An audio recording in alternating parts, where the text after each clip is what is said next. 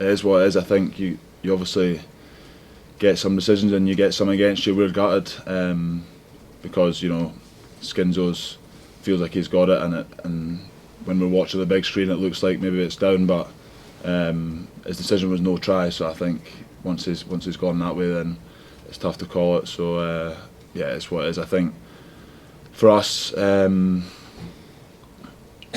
a couple of things in there that we can do to avoid getting into that position, and really that's the only thing we can focus on. Like, there's not much point on focusing on whether the decision was right or not, because it's done now. So.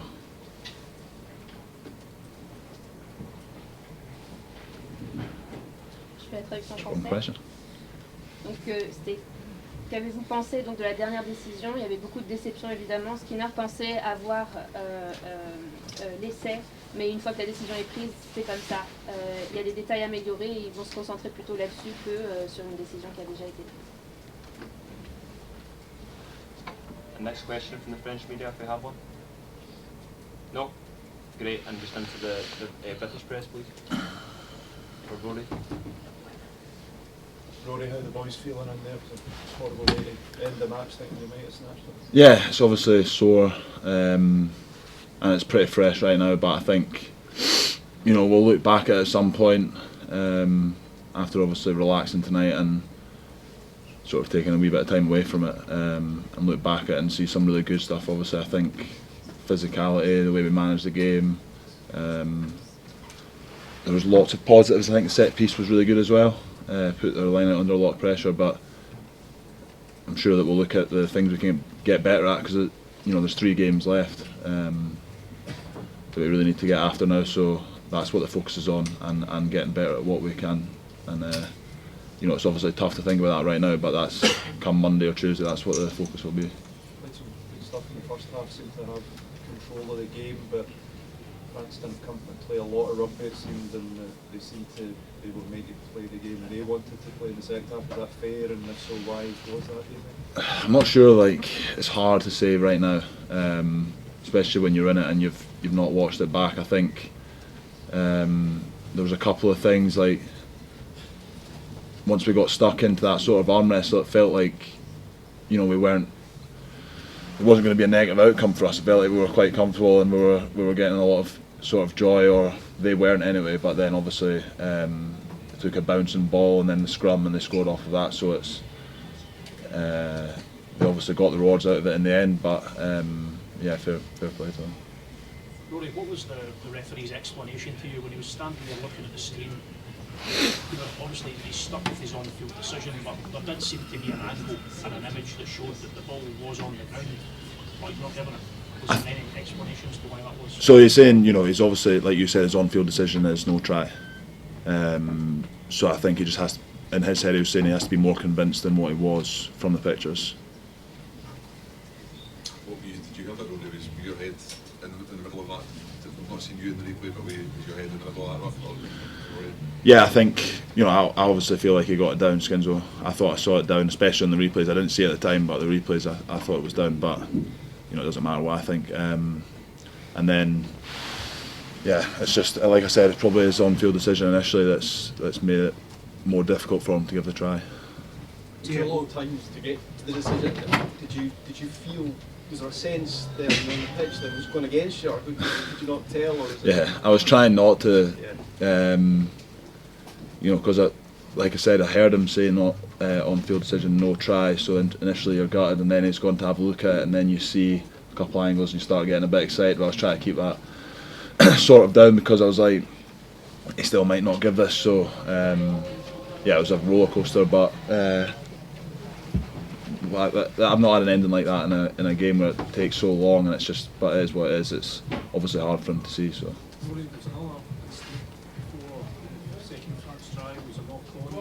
Crowd all seem to think was, sure in Scotland's favour, the referee played on. Was there any discussion as to what happened?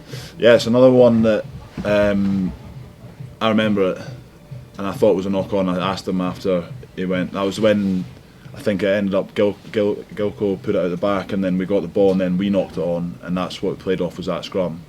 If it's that one, I thought there was a knock on before that, but I asked him at the time, and as I say, I've not seen it since seen it live, being in the middle of it, so I can't really say anything about it. But yeah. I don't know why he changed his decision. No, but we were celebrating in the coaching box, having seen the pictures of the ball being placed on the try line after it was on the player's foot, and for the referee to hear the communication from the TMO to say ball started on foot and then went on the ground. And I think the referee also says, yeah, I can see that on the ground. And then the last interaction was, hang on, let's look at another angle. Yeah, it's inconclusive now. Stick with your on-field decision. So how could they unsee what they'd seen a couple of seconds ago? You're asking the wrong person on that one. You didn't see him, you haven't spoken, you can't speak to him about it. No, and it was a TMO driven. Now, if the referee's seen the pictures that we're all seeing in the stadium, maybe it's on his shoulders as well to say that's a ball down, isn't it? That's a try. But TMO was the one that changed his mind and said stick with your on-field decision. So yeah, I don't understand the rationale when you see the pictures, and also when you hear the conversation. They have already said between them the ball is been placed on the try line. What are your emotions at the moment on the back of that? Oh, absolutely gutted for the players. To be honest, I think the way the game was going in the second half, I didn't think there would be any points scored at one stage, and we were in control. The long kicking strategy with players in front of the ball. Talk about the aesthetics later if you want to, but that wasn't leading to any problems. We actually were getting errors off them. Rory talked about the knock-on that wasn't given, but there was other errors, and we were 6 points ahead. It looked comfortable, but we did make an error that led to a scrum, that led to a try. And at the time, I thought this is going to be really difficult to now score 5 points that was required. So it was a fantastic effort to win the ball back, for Kyle Rowe to make his break, and then for Finn to win the ball back and set us up on the try line.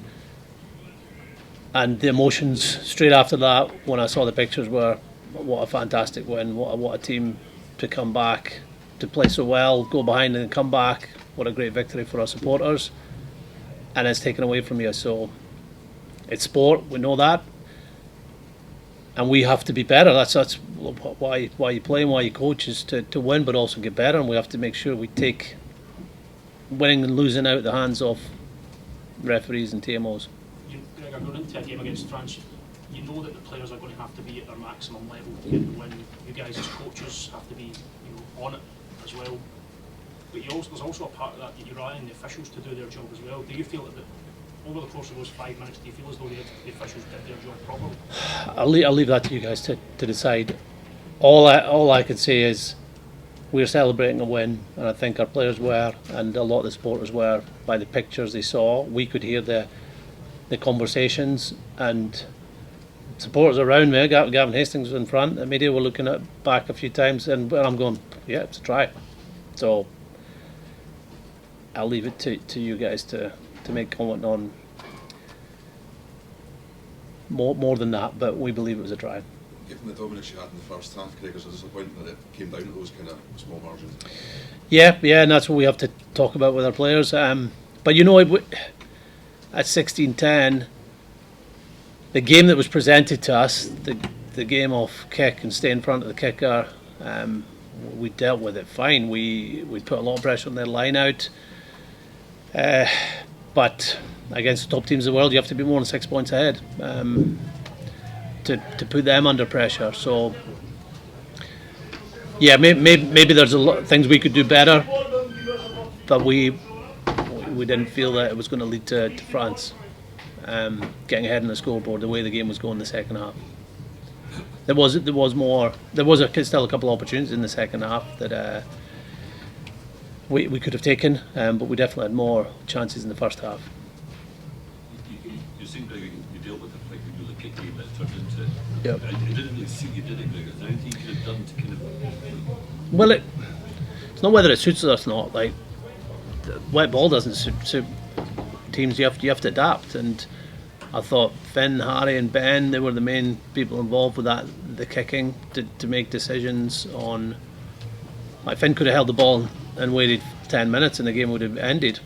And I've complained about this law a year ago when we played France. I think it's a terrible part of the game, and we saw it in the Bath Gloucester game, 12 kicks in a row.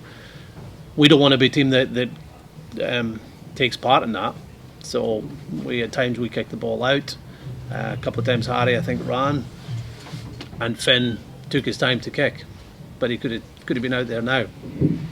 You mentioned Harry there. I mean, that's kind of baptism of fire for him. He took it in stride, didn't he? Oh, it's one of the best debuts I've ever seen. At that, we're playing a top 3, top 4 team in the world against the back line that they have there on a wet day at Murrayfield. To be told that, well, I gave him a heads up at 9 this morning, confirmed it at 10 o'clock that he's going to be starting. To play like that was fantastic, and gives us a lot of encouragement about where he can go over the next few years. There's only played somebody 10 games. So, senior professional level, when you get to that level of position, Yeah, it does, and I think he grew in the game too. Like he knew he'd have a lot of kicks to field with the way the France play, but also the wet ball, and he just got stronger and stronger. And he's really impressed us on how he played in the away games this year. He had to go to Belfast, Edinburgh, had a great winner at Ulster, Claremont. He stood up there. And that says something about a player, that you can stand up in the big environments, the tough environments, and now he's shown he can do it at test level. And I have to say, Kyle Rowe too. Like, Kyle Rowe, that was his second start for Scotland. Harry Parsons in his first start in our back 3, and those guys played well. So we're building depth, and we've got players that can come in and just pick up and help us, give us a chance to win a game, certainly. Did you ever really envision him playing a part in this championship, just given how little experience he does have? Well, you never know. When you're putting a squad together, you see the player's strengths, and you then see him at training and go, oh, it'd be great to see him play at the next level, but you obviously can't make 20 changes in a season. So he would rightly have probably came into the squad thinking he's behind Blair, obviously behind the guys in the wing like Kyle Steyn, Darcy, and Kyle Rowe then got selected ahead of him. But opportunities come with injuries, or people's wives expecting a child. I don't know if we've got an update on that. No update, sorry. Can't break any news with you. It's a real show of faith by you and him. Did you give any thought to perhaps moving Hugh Jones to full back, or was it always kind of? Yeah, we weren't expecting it a week ago. We thought that it might happen just because we're away from home, and Kyle might have to go back, and it's not as easy to come from Glasgow to Cardiff. And I think it was more on how Hugh and Sione had trained with Finn all week to break that up. Hugh's not played full back this year. I think he only played it once or twice a year before, so it's not a position he's used to playing, never mind club level, but at test level. And Harry has been playing 15 for our non-23 and training really well. So it became an easier decision with, okay, the guys who are confident in the positions that they normally play in. Kyle Rowe too is a winger who can play 15. But they exceeded expectations on how they performed. Another back row injury with Matt. How's he looking I don't know. So I don't know. I know he had a loss of power, and then it came back, and then half time it wasn't great. But I don't know any more detail on that. In the shoulder arm area is all I know.